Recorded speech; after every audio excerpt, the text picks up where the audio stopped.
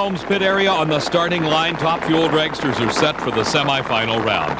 Gary Ormsby will be in the far lane, while in the near lane will be Frank Bradley. Ormsby, in the previous round, had a tremendous upset and an outstanding elapsed time as he defeated Don Garlitz with a 5.49 second run. He wants to try to duplicate that. Frank Bradley would like to parlay a smooth driving job off the starting line and a little bit of an improved performance level out of his Jolly Rancher Candy special to take him into the finals. We'll find out in just a few seconds who will make it as Ormsby stages last in the far lane. And is Ormsby out first? A tire-smoking run like days of old for Frank Bradley. For crew chief Lee Beard and his owner-driver Gary Ormsby, they're facing a lot of work, but they're also facing a final round appearance. As we look back again, you see Ormsby and Bradley. The Christmas tree goes green. They leave the starting line almost together, but it's instant tire smoke for Bradley. He's out of the race. Let's go to Gary Ormsby. It didn't pull quite as hard on the top end that time. You have to work on it between rounds. Yeah, it looks like we'll have to do a little work. The racetrack, is it holding up for you? Yeah, it seemed to be. I didn't feel it get loose at all out there, and it pulled real good except for the top end.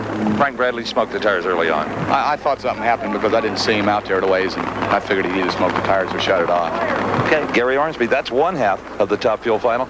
And Steve, Gary Ormsby ran 5.56 seconds at over 251 miles an hour.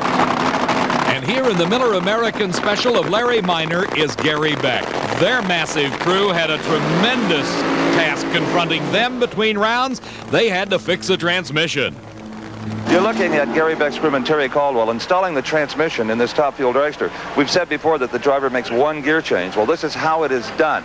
It's an aluminum case, and much like a Model T Ford, believe it or not, has planetary gears in it, far more stronger than the old Model T, along with a clutch pack. And the clutch pack enables the drivers to change the ratio of the transmission. 30% underdrive, 35, clear up to 60% underdrive if you'd use one in a pro stock car. Now, all he does is push a button because there are air bottles that force the transmission to shift, and bolted to the back of the transmission, the long lever you see is the reverser. And as Gary Beck backs into position, his competition is nowhere to be seen. Gene Snow is trying to get the engine started. The crew working diligently over it, but nothing happening. The engine trying to fire, but it's not working right. And Snow just throws up his hand and shakes his head. He says he doesn't know. Gary Beck does another burnout. That gives Snow even more time. And the crew looking it over, some helpers coming around trying to offer suggestions. But Snow looking, and that's a terrible position to be in, sitting in front of the motor. Everybody behind you working, and you can't tell what's happening. Gary Beck, though, knows that he is yet to see his competition. And the crew looking at it, trying to figure out what is the problem. They're working around the ignition system, seeing if that may be the difficulty. And while the work goes on, Gary Beck's engine continuing to run, and there will be a point where there will be no more time for Gene Snow. The crew now appearing to take the magneto apart. But for Gary Beck, he is into the staging beams, and Gene Snow out of competition, the engine unable to fire. Now, Gary Beck has got to take a shot at the elapsed time of 5.56 seconds if he wants lane choice. He streaks through the quarter mile. His elapsed time, 5.55 seconds. By 100th of a second, he gets lane choice, and Gene Snow out of his car, taking off his protective uniform, and there has got to be disappointment in that man's heart.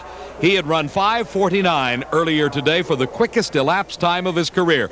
That sets up our finals in Top Fuel. It is Gary Ormsby against Gary Beck.